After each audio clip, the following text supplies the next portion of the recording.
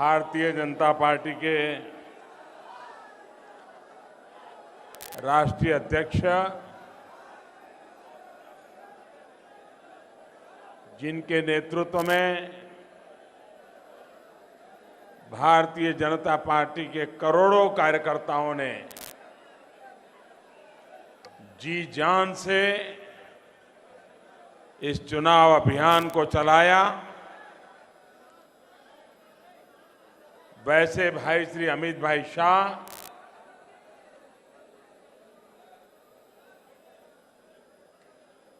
यहां के लोकप्रिय मुख्यमंत्री योगी जी, प्रदेश के अध्यक्ष महेंद्र नाथ जी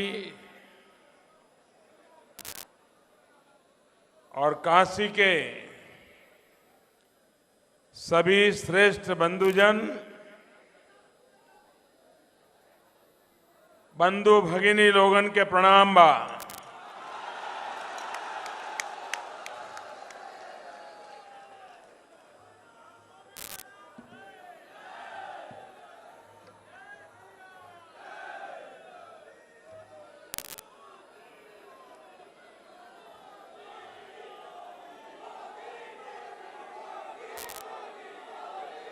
मैं भी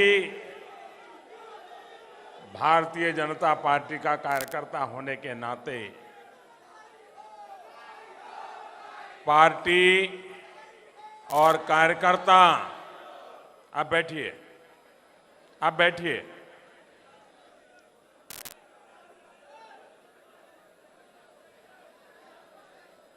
पार्टी और कार्यकर्ता जो आदेश करते हैं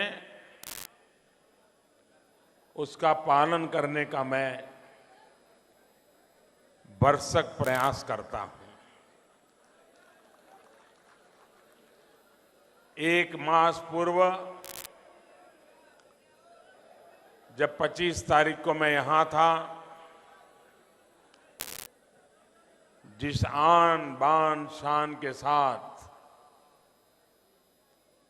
काशी ने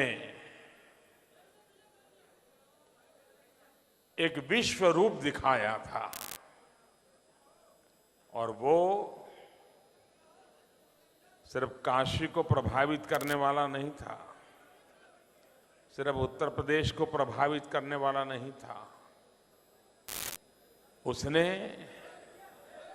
पूरे हिंदुस्तान को प्रभावित किया था।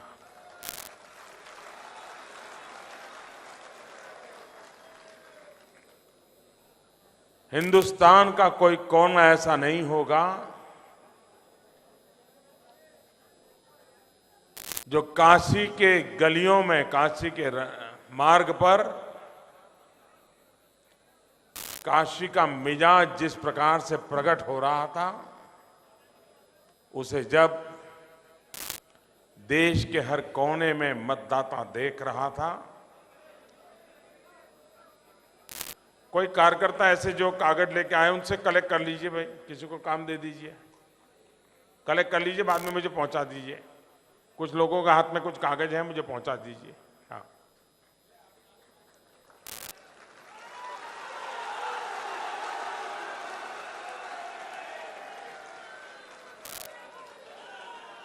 बाद में मैं ले लूंगा। हाँ।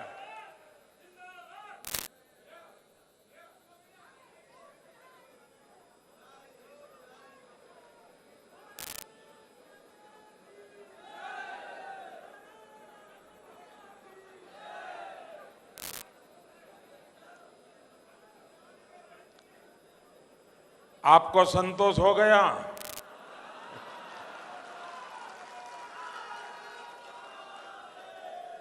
कार्यकर्ता का संतोष, यही हमारा जीवन मंत्र है।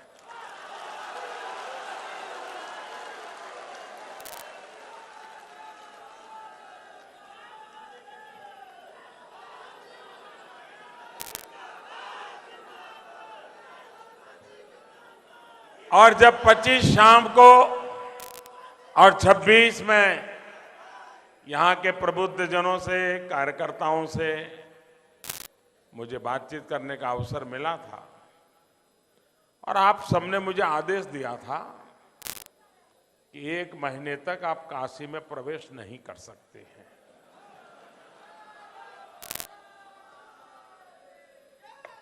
देश ने भले मुझे प्रधानमंत्री बनाया हो, लेकिन आपके लिए मैं कार्य करता हूं और मेरे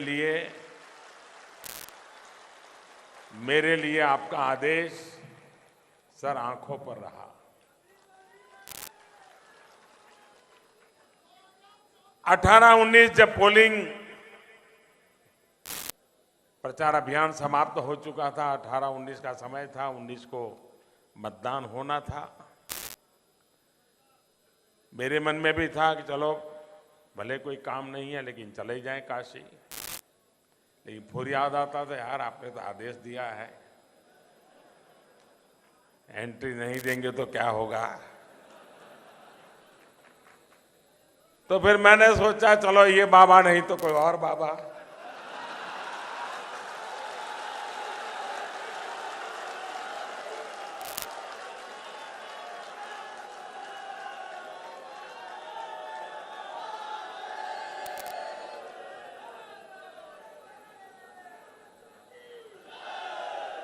शायद ही कोई उम्मीदवार चुनाव में और चुनाव के नतीजों के समय इतना निश्चिंत होता है जितना कि मैं था। और इन निश्चिंतता का कारण मोदी नहीं था, निश्चिंतता का कारण आप सबका परिश्रम था। काशी वासियों का विश्वास था। जब नतीजा आए तब भी निश्चित था, मतदान हो रहा था तब भी निश्चिंत था। और इसलिए बड़े मौज के साथ केदारनाथ में बाबा के चरणों में जाके बैठ चुका था।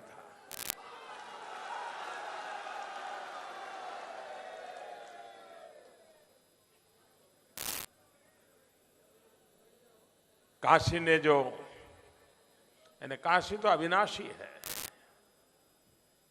और जो स्नेह मुझे दिया है, जो शक्ति मुझे दी है,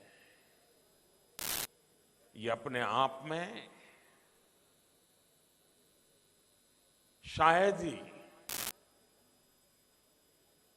ऐसा सौभाग्य मिलना बहुत मुश्किल होता है।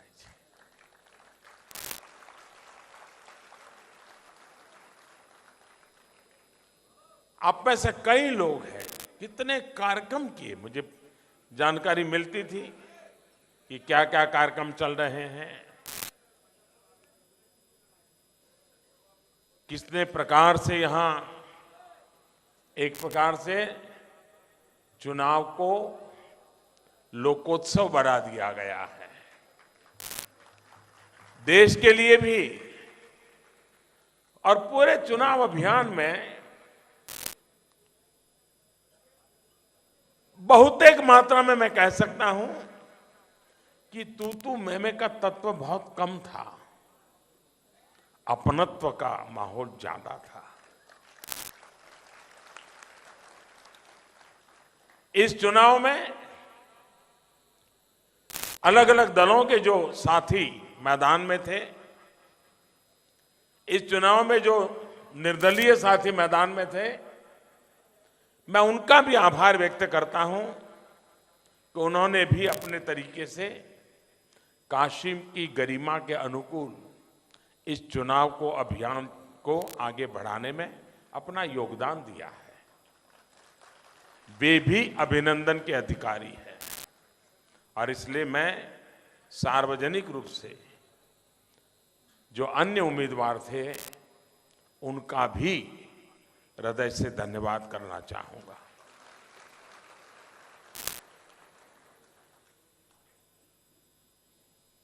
चुनाव में प्रशासन को बहुत कठिनाइयां रहती हैं, बहुत परिश्रम रहता है। देश भर का मीडिया वर्ल्ड भी यहां आता था तो स्थानीय मीडिया के लोगों से ही भरोसे वो चलते थे। एक प्रकार के उनको भी काशी का रिपोर्टिंग करना और देश भर से आए हुए मीडिया को संभालना, ये अपने आप कर रहे थे। मैं इस मीडिया जगत के सभी साथियों का भी हृदय से बहुत बहुत अभिनंदन करना चाहता हूं।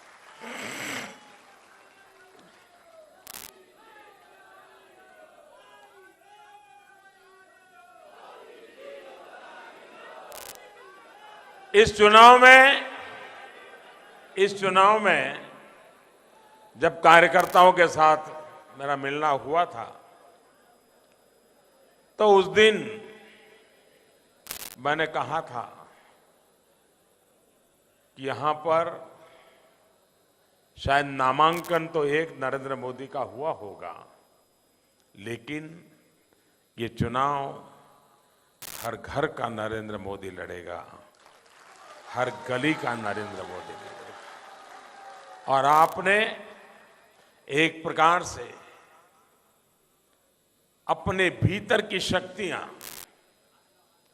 एक प्रकार से नरेंद्र मोदी के रूप में ही आपने इसको अपने अंदर समाहित कर दिया और आप सब नरेंद्र मोदी बन गए।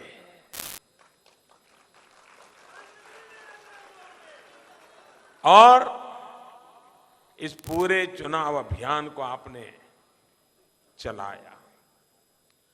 आमतौर पर जब इस प्रकार का चुनाव होता है तो थोड़ा मन में अब क्या है भाई, जीतने ही वाले हैं।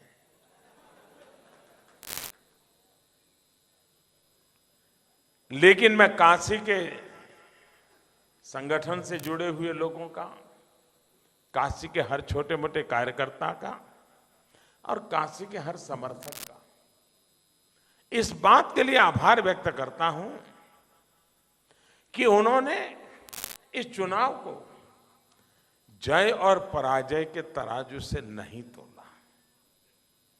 मैं समझता हूं हिंदुस्तान के लोकतंत्र की ये बहुत बड़ी घटना है। जय और पराजय के तराजू से नहीं तोला, उन्होंने चुनाव को एक लोक शिक्षा का पर्व माना, लोक संपर्क का पर्व माना, लोक संग्रह का पर्व माना, लोक समर्पण का पर्व माना और कोई कमी न रह जाए, किसी मतदाता को ये न लगे कि कोई मेरे पास तो आया नहीं था, किसी ने तो मुझे कहा नहीं था। मोदी हमें पसंद है, लेकिन भाई क्या बात है, इतना बड़ा अवसर है, आपने मुझे याद भी नहीं किया। हर घर गए, हर मतदाता को मिले, 40-45 डिग्री टेम्परेचर में गए और गर्मा गर्मी नहीं थी। चुनाव के माहौल को गर्म करना भी एक अपने आप में कसौटी होती है,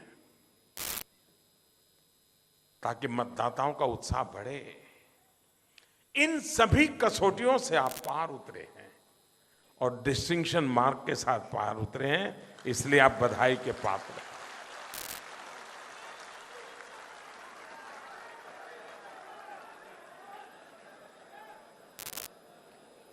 सारे देश में और सोशल मीडिया में यहां की बेटियों ने जो स्कूटी निकाली, इसकी बड़ी चर्चा है।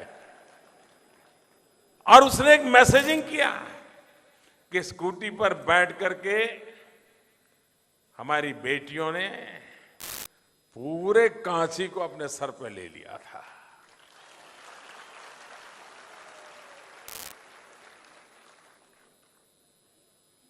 भांति भांति के कार्यक्रम समाज कर रहा था और कभी कभी तो हम जाकर के सिर्फ देखते थे, वाह कैसा चल रहा है, लेकिन कर रही थी जनता जनार्दन। जनता जनार्दन का उत्साह था। कोई कारण नहीं था कि आज तो मुझे ऐसे ही उतर करके बाबा के चरणों में जाना था और फिर आप सबके माध्यम से काशी का और उत्तर प्रदेश का अभिनंदन करना था। लेकिन उसके बावजूद भी जिस प्रकार से पूरे रास्ते भर लोग अपने आशीर्वाद दे रहे थे, यह भी अपने आप में एक अनोखा अनुभव था। और इसलिए मैं आप सबका हृदय से अभिनंदन करता हूं।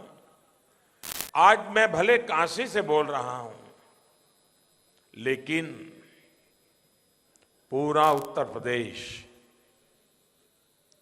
अनेक अनेक अभिनंदन का अधिकारी है। आज उत्तर प्रदेश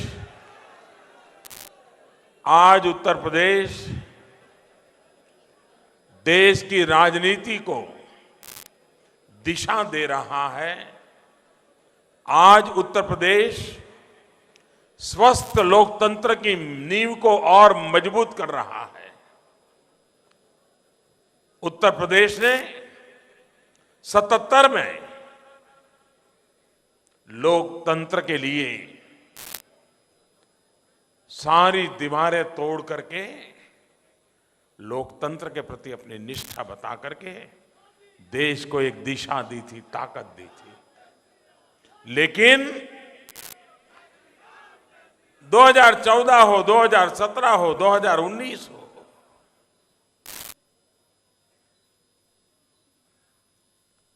ये हैट्रिक छोटी नहीं है जी। ये तत्कालीन किए गए निर्णय नहीं है।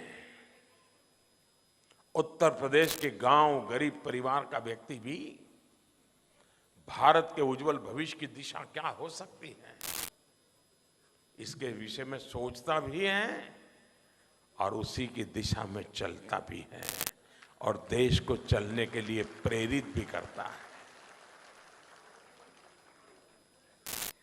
उत्तर प्रदेश के ये 14, 17 और 19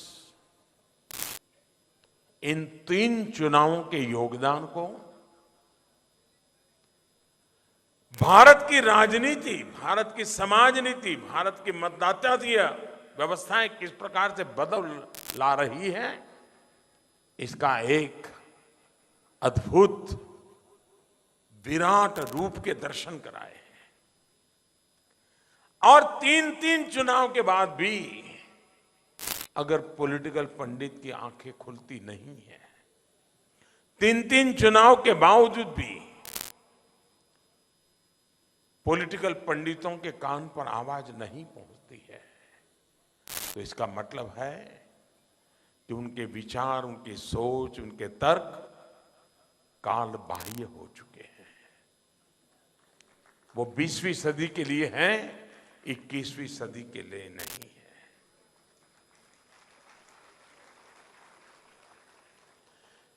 पचास पेज का जिनका बायोडेटा बनता होगा, प्रोफाइल बनता होगा, इतनी डिग्रियां होगी, इतने पेपर लिखे होंगे, न जाने क्या क्या कुछ हुआ होगा, लेकिन उनकी तुलना में जमीन से जुड़ा हुआ एक गरीब आदमी, उसकी समझ शक्ति कहीं गना ऊंची होती है, बहुत दीर्घदृष्टि है। और हम उसी के प्रति श्रद्धा रखते हुए, उसी के प्रति समर्पण भाव रखते हुए और उसी के सहारे, उसी की शक्ति के भरोसे राष्ट्र की राजनीति में एक नई व्यवस्था को विकसित करने का प्रयास कर रहे हैं। चुनाव परिणाम वो तो एक गणित होता है।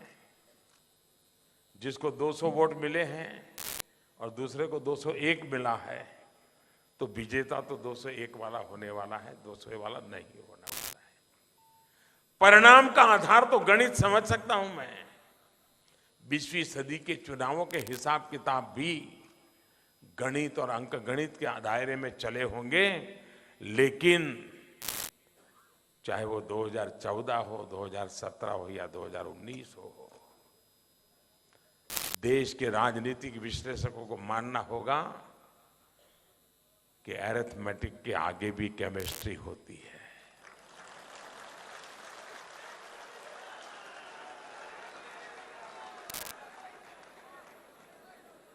गुणा भाग का हिसाब किताब के परे भी एक केमिस्ट्री होती है जी। देश में समाज शक्ति की जो केमिस्ट्री है, आदर्शों और संकल्पों की जो केमिस्ट्री है, वे कभी कभी सारे गुणा भाग, सारे अंक गणित को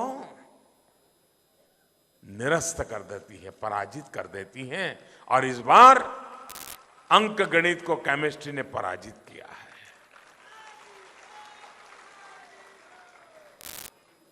और इस अर्थ में ये चुनाव अपने आप में देश और दुनिया को, पॉलिटिकल पंडितों को, कुछ लोगों की घिसी पीटी कैसेट है और वही दायरे में फिट कर करके एक परसेप्शन बनाने की कोशिश करते रहते हैं। और ये माना गया है कि politics is about the perception, ये माना गया है। लेकिन और हम वो लोग हैं जो हम जैसे हैं वैसे दुनिया हमें देख न ले, इसलिए 90% से अधिक ताकतें जो पिछले 50, 60, 70 साल में एस्टैब्लिश हो चुकी हैं, वे दो काम करती रहती हैं। किसी भी हालत में हमारे विषय में सही परसेप्शन न बने, किसी भी हालत में न बने, इसके लिए जो भी झूठ का सहारा लेना पड़े, लेना पड़े। और दूसरा, एक है जैसे परसेप्शन सही न पहुंचे, तो दूसरा है हो सके उतने तर्क कुतर्क करके परसेप्शन को बर्बाद किया जाए, बिगाड़ा जाए, एक ऐसा भयानक परसेप्शन बना दिया जाए कि लोग पास खड़े रहने से डर जाएं। ये 70 साल तक चला है। पंडितों की ये थियरी होगी कि पॉलिटिक्स अबाउट द परसेप्शन, लेकिन उन पंडितों को दोबारा सोचना पड़ेगा कि दो चीजें ऐसी होती हैं जो परसेप्शन को तबाह करने की लाख कोशिश करने वालों को भी, गंदा और बुरा परसेप्शन क्रिएट करने की कोशिश करने वालों के लिए भी उसको परास्त करके आगे बढ़ने की ताकत होती है। और वो दो चीजें, एक है पारदर्शिता और दूसरा है परिश्रम। पारदर्शिता प्लस परिश्रम,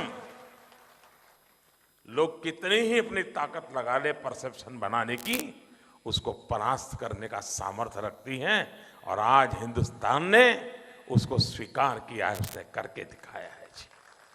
और इसलिए हमारे लिए भी पारदर्शिता और परिश्रम का कोई अल्टरनेट नहीं है, क्योंकि हमें एस्टैब्लिश इस प्रकार की नेगेटिविटी के बीच पॉजिटिविटी को लेकर के जाना है और निरंतर जाना है, अविरत जाना है, क्योंकि देश उसी से आगे बढ़ने वाला है और उसको हमने किया है। साथियों, हम लोगों को लगता है सफलता सरकार और संगठन, इन दोनों के बीच में तालमेल,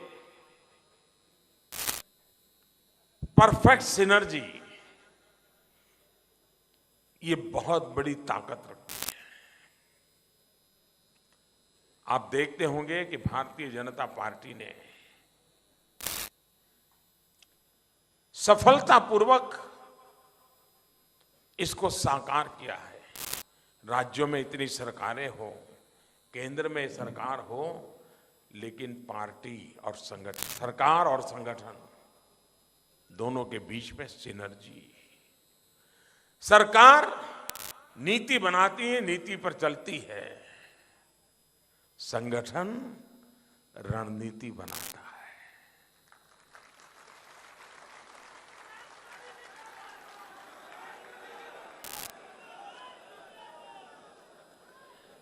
नीति और रणनीति, इसकी सिनर्जी सरकार और संगठन के काम की सिनर्जी का एक प्रतिबिंब होती है। और जिस प्रतिबिंब का आज हम सफल, उसका लाभ देश को मिल रहा है। उसी प्रकार से हम ये जानते हैं कि सरकार का काम है कार्य करना, और इसलिए एक तरफ सरकार का कार्य हो और उसमें जब कार्यकर्ता जुड़ जाता है, कार्य प्लस कार्यकर्ता, वो एक ऐसी ताकत है जो करिश्मा करती है। ये जो करिश्मा दिख रहा है वो कार्य का भी है और कार्य के साथ कार्यकर्ता का भी है। दोनों में से एक होने से होना नहीं है करिश्मा। और इसलिए work and worker creates the wonder.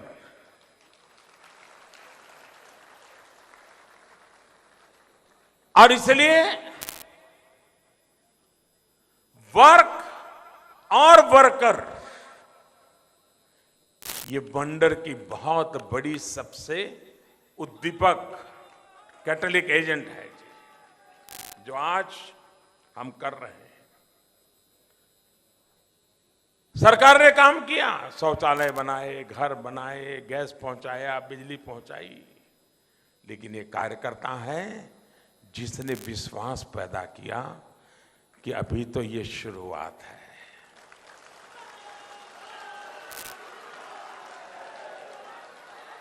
जिसे नहीं मिला है उसे मिलने वाला है, और जिसे मिला है वो उपकार नहीं उसके हक का मिला है। ये जो वर्क एंड वर्कर वाला जो सिनर्जी है, जो वंडर करता है, वो आज हर बात में हम देख पाते हैं। और इसलिए मैं समझता हूं कि भारतीय जनता पार्टी एक प्रकार से दो संकटों से हम गुजरे हैं और लगातार हमें झेलना पड़ता है। जैसे दो शक्ति है, नीति और रीति, जैसे दो शक्ति हैं, नीति और रणनीति, जैसे दो शक्ति हैं, पारदर्शिता और परिश्रम, जैसे दो शक्ति हैं, वर्क एंड वर्कर, वैसे ही दो संकट भी हमने झेले हैं। और वो दो संकट है, चाहे केरल लीजिए या कश्मीर ले लीजिए, चाहे बंगाल ले लीजिए या त्रिपुरा ले लीजिए। ये चीजें अखबारों में नहीं छपती हैं, मीडिया में नहीं दिखती हैं। कुछ लोगों की सिलेक्टिव संवेदनशीलता, सिलेक्टिव मानवतावाद इन सत्य को नकारता है, लेकिन हमारे सैकड़ों कार्यकर्ताओं ने शहादत मोल ली है, उनकी हत्याएं हुई हैं। उनको सिर्फ राजनीतिक विचारधारा के कारण मौत के घाट उतार दिया गया है। जब त्रिपुरा में चुनाव चल रहा था, फांसी पे लटका दिए जाते थे हमारे कार्यकर्ताओं को। बंगाल में आज भी हत्याओं का दौर बंद रुक नहीं रहा है। कश्मीर में हमारे लोगों ने जान की बाजी लगाई है। केरल में हमें मौत के घाट उतार दिया जाता है। शायद हिंदुस्तान में कोई एक राजनीतिक दल इतनी व्यापक प्रकार से हिंसा का शिकार हुआ है और उसके मूल में एक जो नैरेटिव, हेट्रेट का नैरेटिव लगातार बनाया गया है, उसी का परिणाम है कि हिंसा को एक प्रकार से मान्यता दी गई है। यह हमारे सामने बहुत बड़ा संकट है। दूसरा हमारे सामने संकट है, बाबा साहब आंबेडकर, महात्मा गांधी जैसे महापुरुषों ने सार्वजनिक जीवन में छुआछूत को, समाज जीवन में छुआछूत को, सामाजिक व्यवस्था में छुआछूत को खत्म करने के लिए अपनी जिंदगी खपा दी। लेकिन दुर्भाग्य से हमारे देश में राजनीतिक छुआछूत दिनों दिन बढ़ती चली जा रही है। भारतीय जनता पार्टी के कार्यकर्ताओं की लगातार हिंसा होना, मार देना, उनकी हत्याएं होना, और दूसरी तरफ भाजपा का नाम लेते ही अनटचेबिलिटी, छुओ मत, अड़ो मत, ये तो बड़े खतरनाक है। हम इतने सालों से सत्ता पे आए हैं, हम विभाजनकारी मनोवृत्ति के नहीं हैं। जो लोग अपने आप को एकता का ठेकेदार बनाते हैं, उन्होंने सिर्फ आंध्र का विभाजन किया, आज भी वहां पर शांति का माहौल नहीं बन पाया है, तेलंगाना और आंध्र। और हम वो लोग हैं जो एकता के मंत्र को लेकर के चलते हैं। हम उत्तर प्रदेश में से उत्तराखंड बना दे, दिलों में आग नहीं लगने देते हैं। हम बिहार में से झारखंड बना दे, दिलों को चोट नहीं पहुंचाते हैं। हम मध्य प्रदेश में से छत्तीसगढ़ बना दे, प्यार में कोई कमी नहीं आने देते, क्योंकि सबका साथ सबका विकास ये मंत्र हमारी रगों में है, हमारी जहन में है।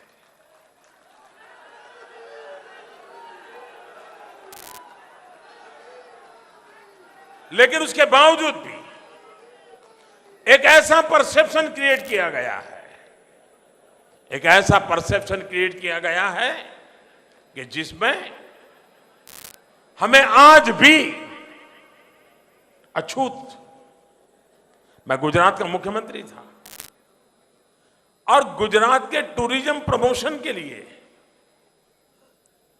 मैंने सिने जगत के लोगों की मदद मांगी, उन्होंने मदद की, लेकिन सारी दुनिया उन पर टूट पड़ी। आप और गुजरात, गुजरात यानी ऐसा छुआछूत का परसेप्शन बनाते चले हैं। इस चुनौती भी है। भारत के लोकतंत्र में इस प्रकार के वृत्ति वाले लोग हैं, उनसे भी मैं आज काशी की पवित्र धरती से पुनर्विचार करने के लिए आज प्रार्थना करना चाहता हूं। बहुत हो चुका, बहुत हो चुका। आओ दोस्तों, आओ, नए सिरे से सोचना शुरू करो। कमियां हम में भी होगी, लेकिन हमारे इरादे नेक है।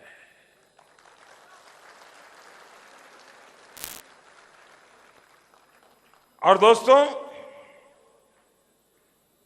लोकतंत्र कोई कुछ भी कह दे, आज हिंदुस्तान के राजनीतिक तख्त पर, राजनीतिक कैनवास पर ईमानदारी से रग रग में लोकतंत्र को लेकर के जीने वाला कोई दल है तो भारतीय जनता पार्टी है।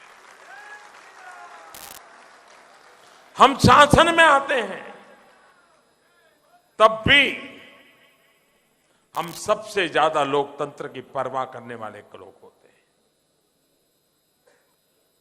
कभी कभी तो और लोग जब सत्ता में आते हैं तो विपक्ष का नामो निशान नहीं होता है।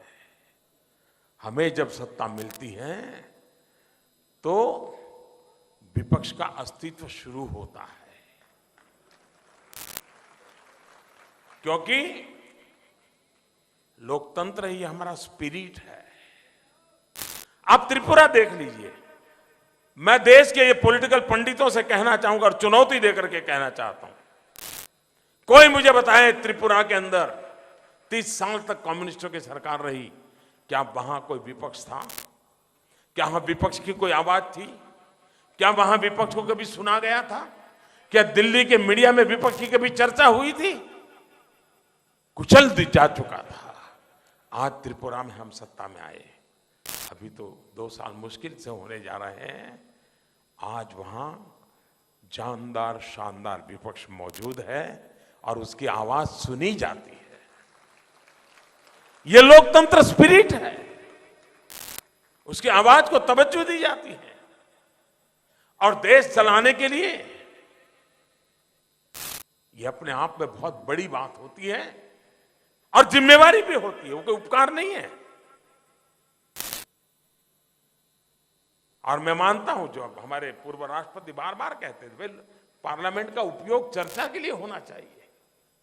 चर्चा में आप भरपूर विरोध कीजिए ना, लेकिन जब चर्चा के लिए मुद्दे नहीं होते हैं, तर्क नहीं होते हैं, एक्सपोज होने का डर लगता है, तो हो हल्ला करके के संसद को न चलने देना, ये सरल मार्ग बन जाता है। हम विपक्ष की ताकत को स्वीकार कर करके विपक्ष की ताकत तो तवज्जो देने वाले, लोकतंत्र में विश्वास रखने वाले लोग हैं। और जहां जहां हमें मौका मिला है, वहां पर विपक्ष की आवाज, संख्या भले कम होती हो, जनता का अविश्वास के कारण उनकी संख्या कम हो जाती है, वो उनकी जिम्मेवारी है जनता का विश्वास जीते। लेकिन संविधान हमें जिम्मेवारी देता है कि एक भी क्यों न हो, उसकी आवाज का महत्व होगा। ये हमारी जहन में है। दोस्तों, एक और बात है, हमारे देश के लोकतंत्र को वोट बैंक की राजनीति ने कुचल दिया है। और इसलिए जो भी निर्णय होते हैं, चर्चा होती है, सबके बीच में आकर के हिम्मत के साथ अपनी बात रखनी है, तो ये वोट बैंक की राजनीति के दबाव में हमारे देश में कोई हिम्मत नहीं कर पाता है। क्या इस देश के सामान्य वर्ग के गरीब लोगों को अपने हक के लिए इतना इंतजार करना पड़ा? कोई उनकी बात सुनने को तैयार नहीं था। ऐसा तो नहीं था कि आवाज आ नहीं रही थी, ऐसा तो नहीं था कि लोग रोष व्यक्त नहीं करते थे, ऐसा भी नहीं था कि आंदोलन नहीं होते थे, होता सब कुछ था। लेकिन वोट बैंक की राजनीति के प्रभाव में ये करेंगे तो शायद कुछ खिसक जाएगा। तो ये हमारी निष्पक्ष सोच थी, निष्पक्ष सोच थी। वोट बैंक की राजनीति से ऊपर उठ करके सबका साथ, सबका विकास, सबको अवसर, और उसका कारण है कि हम सामान्य वर्ग के लिए 10% आरक्षण का फैसला कर पाए। अगर हम वोट बैंक की राजनीति पे चलते तो शायद हम भी उसी में ढल जाते। हम नहीं ढले। देश के उज्जवल भविष्य के लिए जो आवश्यक है हम करेंगे। आज भी मेरी तो सूचना रहती है, गांव में घर मिलेगा, एक तरफ से लिस्ट के अंदर से शुरू करो। 51 लोग हैं, इस बार 25 घर देने वाले हो, पहले 25 को दे दो, फिर 26 के दूसरा बजट आए, 26 से शुरू करो। कौन जाति का है, कौन बिरादरी का है, प्रधान से लेना देना, कुछ लेना देना नहीं है। वो मेरे देश का नागरिक है, उसको मिलना चाहिए।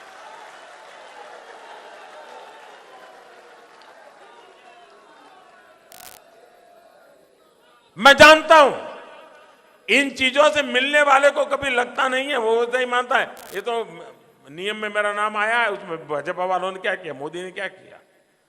ये नेगेटिविटी हो सकती है, नुकसान हो सकता है, लेकिन इस नुकसान को झेल करके भी हमें देश में व्यवस्थाओं को सुचारू रूप विकसित करने की हिम्मत हमने दिखाई है। साथियों, हम वो लोग हैं जो भारत की महान विरासत को लेकर के गौरव के साथ आगे बढ़ना चाहते हैं। जो कालबाह्य है उसको छोड़ने वाले हम लोग हैं। लेकिन जो सदियों से खरा उतरा है, ऋषियों ने, मुनियों ने, आचार्यों ने, भगवंतों ने, मजदूर ने, किसान ने, कामगार ने, शिक्षक ने, वैज्ञानिक ने हजारों साल से देश की परंपरा को विकसित किया है। औरों को शर्म आती हो आने दो, मुझे इसका गर्व होता है। जिनको शर्म आती है वो उनका प्रॉब्लम है। हमें लगता है कि हमारे महापुरुषों ने दुनिया को बहुत कुछ दिया है और जिसकी विरासत भारत के पास है, और इसलिए हम दो बातों को लेकर के चलने का प्रयास करते हैं। एक, इस महान विरासत को, और दूसरा, आधुनिक विजन को। हमें कल्चर को भी बरकरार रखना है और हमें करंट सिचुएशन को भी एड्रेस करना है। योग हो, आयुर्वेद हो, रामायण सर्किट हो, बुद्धिस्ट सर्किट हो, भारत की महान विरासत है। अयोध्या में दिवाली मनाना इतने साल तक किसने रोका था भाई?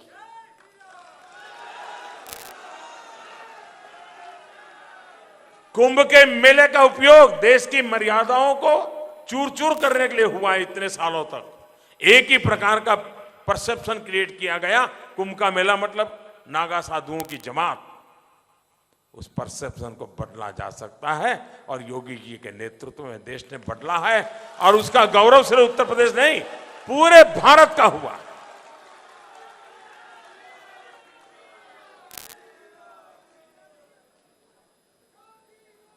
छब्बीस जनवरी को जब विजय चौक के अंदर परेड होती है और हमारे विजय पथ पर टैब्लो जाते हैं, पहली बार एशिया के अंदर भगवान राम को किस किस रूप में देखा जाता है, उसका प्रगटीकरण 26 जनवरी पर राज प्रदेश ने देखा।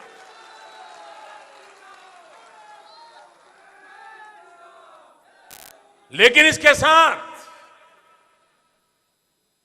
हम वो लोग हैं जो अटल टिंकरिंग लैब भी बनाते हैं, ताकि मेरी जो नई पीढ़ी है, 8वीं 10वीं कक्षा का बच्चा है, जो अटल टिंकरिंग लैब से इनोवेशन पे सोचे, नए अनुसंधान पे सोचे, वैज्ञानिक दृष्टिकोण से सोचे और भारत को 21वीं सदी में वैज्ञानिक अधिष्ठान पर ले जाए, इसके लिए भी हम उतनी ही ताकत लगाते हैं।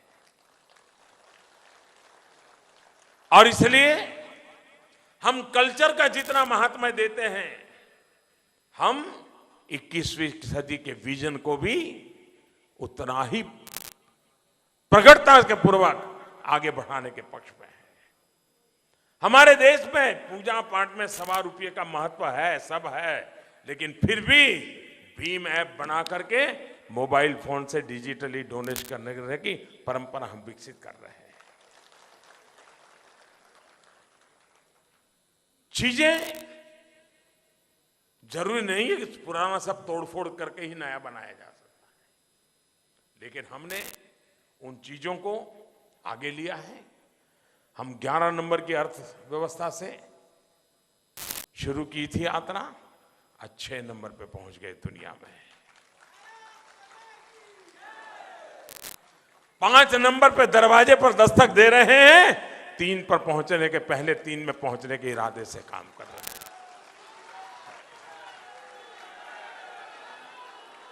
आज मेरा देश का नौजवान स्टार्टअप को लेकर के विश्व में ताकत के रूप में उभर सकता है, तो स्टार्टअप को बल देकर के देश के नौजवान की ताकत से विश्व को अचंभित करने की दिशा में हम आगे बढ़ना चाहते हैं। और इसलिए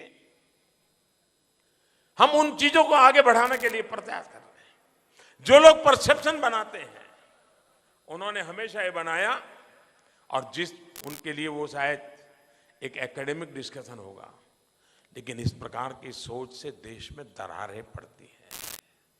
उनको पता भी नहीं होता है कि उनकी ये सोच किस प्रकार से देश में दरार पैदा कर देती है। आज हिंदुस्तान का कोई क्षेत्र ऐसा नहीं है जहां भारतीय जनता पार्टी के प्रतिनिधि चुनते हो या न चुनते हो, लेकिन लगातार हमारा वोट परसेंटेज बढ़ रहा है।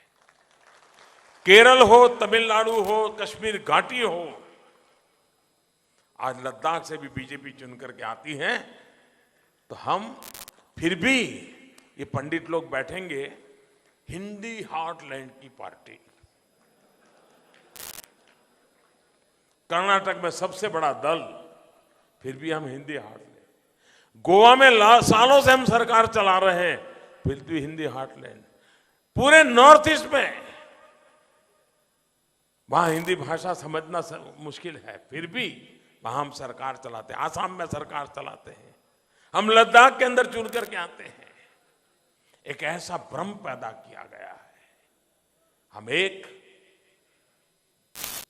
सर्वसमावेशक, सर्वस्पर्शी और सर्वजन हिताय सर्वजन सुखाय काम करने वाले भारतीय जनता पार्टी के हम लोग हैं।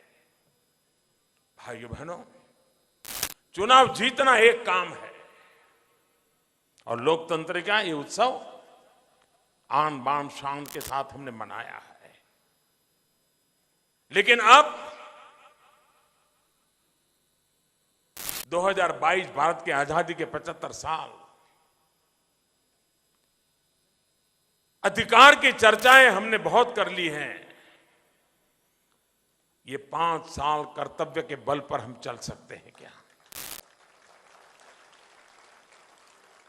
और इस देश का नागरिक अगर अपने कर्तव्यों का पालन करे तो फिर किसी के अधिकारों का हनन होने वाला नहीं है। ये देश मेरा है।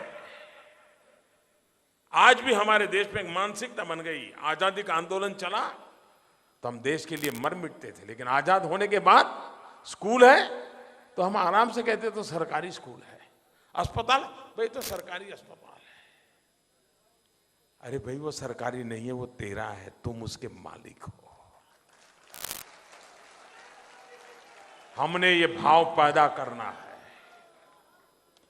जो भी सरकारी है वो भारत के हर नागरिक की मालिकी का है और उसको बढ़ाना, उसकी ताकत देना, उसकी रक्षा करना एक नागरिक के नाते हमारा कर्तव्य है। ये तो सरकारी स्कूल है भाई, छोड़ो वहां तो कौन जाएगा। ये सरकारी अस्पताल है, पता नहीं कौन जाएगा। जी नहीं, हम ही मिलकर के सरकारी है वो हमारा है। हम इसको ताकत कैसे दें? अपना स्कूटर तो हम इतना बढ़िया दिन में 4 बार साफ करते हैं।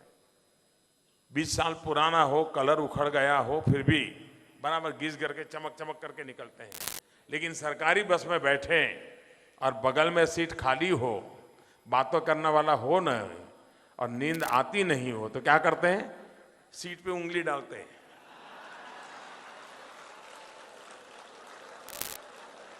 यहां सबने किया होगा। और अंदर से 2-3 इंच का जब तक गड्ढा न करे हमको चैन नहीं आता है। भारत माता की जय बोले और फिर बनारसी पान खा करके, ये कौन से भारत माता की जय है भाई?